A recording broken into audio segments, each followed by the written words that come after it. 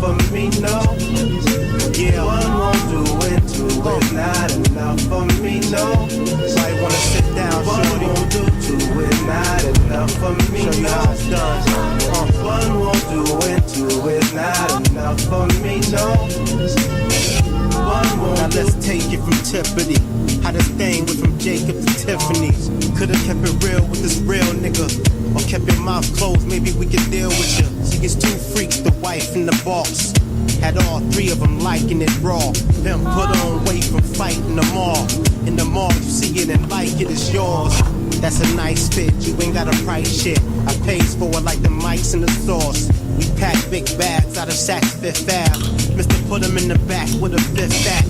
I need space for all of my women's. In these days, the arguing's limited. I replace the broad if she trippin'. It's deep game and all in the pimpin'. You got one, that's cool. Nowadays, everybody got two. That'll do, but I need another one. Yeah, then another one. One won't do, two and it's not enough for me, no. Line 'em up. One won't do it, two is not enough for me, no. One won't do, two is not enough for me, no. One won't do it, two is not enough for me, no. Yeah. Let's see, I got one, got two, got. Tell me, do you got what I need? A fourth party that could run our team, you know. Keep them in line, cause one might need it. Deezy the guy that your hun might creep with. She might do some freak nick shit on ya. I keep to the beats and boning them. Yeah, whole body blingin' like 3PO, nigga. And when I pull that fucker out, it attracts the gold diggers with them big old jelly smokered out. Make deal when I tuck it in. But the truck got the fifth element like Tucker's in it. All you hear is them custom 10 inches beating like 15s. Why can I fit in them jeans? You seem like a true team player for real, love. Fuck with your boy J to the dealer, yeah. You got one, that's cool. Nowadays, everybody got two. That'll do, but I need another one. Yep, I need another one. And a two is not enough for me, no. Line 'em up for you, nigga. One, two is not enough for me, no. One won't do, two is not enough for me, no. One won't do it, two is not enough for me, no. One won't do.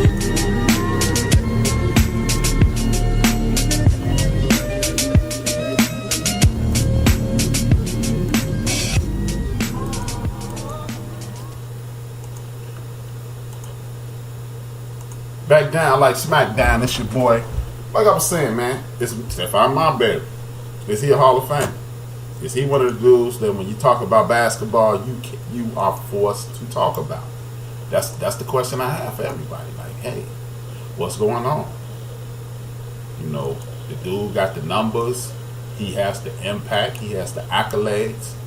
Are you gonna exclude or include? That's the question. You know, a lot of people would exclude him because he ain't do it in basketball, but Dino Roger did it in basketball. He ain't do it in NBA basketball. A lot of these guys that we looking at, they ain't doing it in NBA basketball, y'all. So how y'all putting them in and not my main man, Steph Marbury? What guys in the league would be guaranteed Hall of Famers to you guys? Is it anybody in the league besides LeBron James and the obvious? Is it anybody who we don't talk about a lot, but they just been putting in work? Or is it anybody who recently left the league who is a Hall of Fame? Can you, if you are going to put in, like if you guys tell me that Robert Horry is a Hall of Famer, who else is a Hall of Famer? A dude who I don't ever hear nobody talk about that is a Hall of Famer. It's stripped out to me that don't nobody talk about him being a Hall of Famer. I think he's a Hall of Famer though. The homie Ron Artest. Ron Artest is one of the best on-ball defenders. I would say he's the best on-ball defender since Scottie Pippen. And he a Hall of Fame. Is he a Hall of Fame? Is he? That's all I want. Is you gonna put Ron Artest in the Hall of Fame, or y'all gonna go along with the narrative of he was out of control, man? He was crazy. Was he crazy, or was he just a dude who fell for the trick? See, I laugh at folks when y'all call people crazy and say they was tripping and things of that nature. I literally laugh at y'all, man. Because if he was crazy and a lot of these guys are over the top, for one, why ain't Russell Westbrook crazy? Y'all tell me Ron Artest is crazy. Why ain't Russell Westbrook crazy? Anthony Query, Horace Grant is a Hall of Famer. Are you serious, Ant, or are you just tripping? Anthony Query, welcome aboard, bro. You saying Horace Grant is a Hall of Famer? Well, he ain't answered yet, but that's going to be interesting. That's an interesting comment. I don't know if I would put Horace Grant in the Hall of Fame. Just like I wouldn't put Robert Ory in the Hall of Fame. I think the lines are blurred when we talk about basketball Hall of Famers. Meta World Peace? No. Why not? No Meta World Peace. One of the best off-ball defenders, Meta World Peace. He used to put up buckets too. He used to put in work. And Joe said, hell no, he don't belong in the Hall of Fame. Meta World Peace. 17 years in the league. We can't go by his off years. Let's go by some of his prime years. You got 3 years in a row, 15, 18, 24, 17. Oh, he got more than that. You got 1, 2, 3, 4, 5, 6, 7, 8, 9. 9 years in a row where he averaged a minimum of 16 and a half points. 15 and a half points. 15 and a half to 17.1. He was doing the total rebounds, 5, 2 assists, 5 and 2, 5 and 3, 5 and 3. You know, so he's pretty much a 5 and 3 kind of guy. But Joe, what about locking him down? Come on, man. There is no difference in Meta World Peace. Okay, if you want to divide it by Meta Ron Artest, no. Meta World Peace, no. Ron Artest, yes. So if that's the case, Joe, he provided leadership on the Lakers by locking down folks. He won personal accolades. He was defensive player. He was the go-to defensive player on the Lakers. He hit big shots on the Lakers. It took him and Kobe to keep those guys in line. Just to use individual combo of leadership and individual accolades. I'm sure he was on the all-defensive team during that period.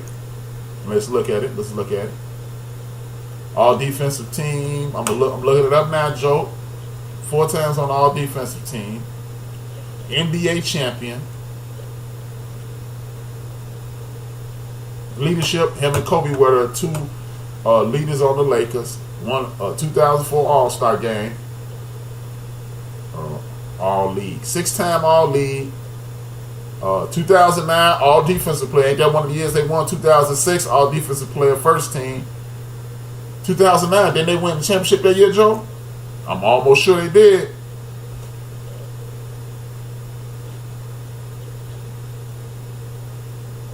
Yes.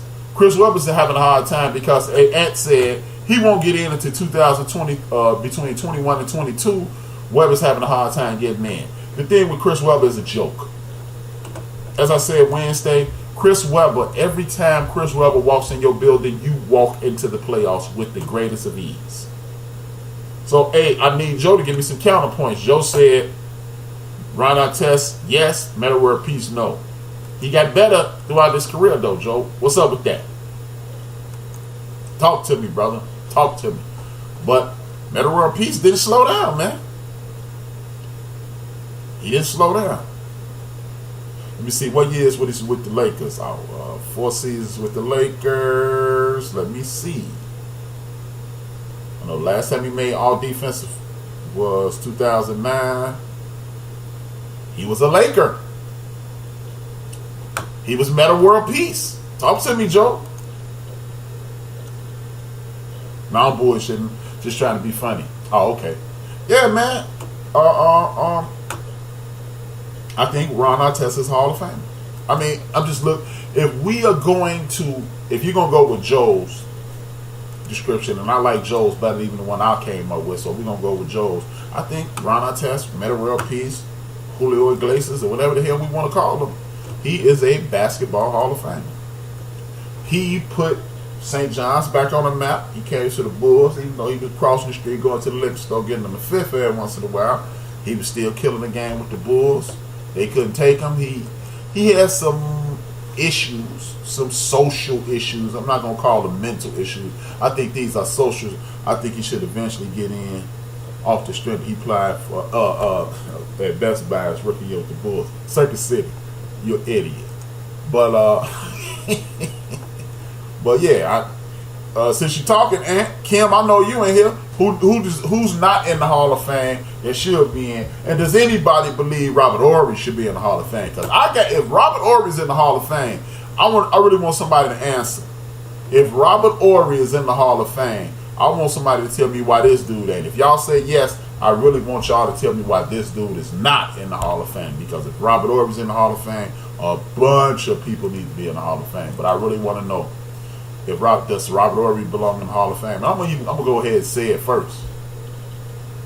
If Robert Horry is in the Hall of Fame, explain to me why Michael Cooper isn't. And I know for a fact he played a way more powerful role as backup point guard to Urban Magic Johnson, defensive go-to man. I always thought he won the six-man award, but he didn't. He won Defensive Player of the Year. And he won 5 NBA titles in which he was a tremendous part of. He wasn't just a dude hitting wide open jumpers and fading off in the corner. When you needed somebody to play defense on Bird, Michael Cooper did that. When you needed somebody to play defense on Bird, Jordan, or anybody else, that's where you went. Michael Cooper. Any scorer, Mike got him. So if you are not going to put him in the Hall of Fame for that, how in the hell, I repeat, how in the hell, better yet, how in the fuck does Robert Horry get in? Because that, my friends, is a crime. That is an act of thievery if Robert Horry gets in the Hall of Fame and Michael Cooper is not. I'm just saying. I ain't saying, I'm just saying. I don't get it.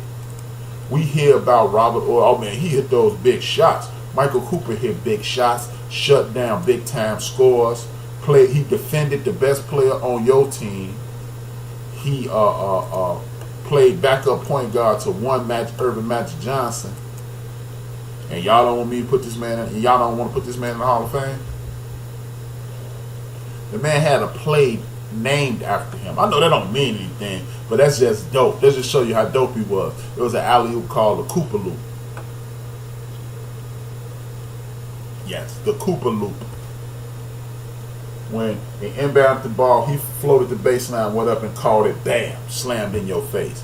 Michael Cooper was the very first spot-up three-point shooting guy. Killing it. Him and Byron Scott, killing it. And y'all don't want to put him in the Hall of Fame? Come on, y'all. As the homie Ed Lover would say, come on, son. I'm just saying, man. How does he not get in? But homeboy get in. That's what I'm trying to figure out. What's the dude's name? Robert Horry. Because I don't see anything Robert Horry doing that, Robert Horry was on a bunch of championship teams. And since Ant is in here, Ant, you being a resident Spurs expert, do you know anybody outside of Spurs Nation that is mad at Robert Horry for missing all them shots? I doubt if you do.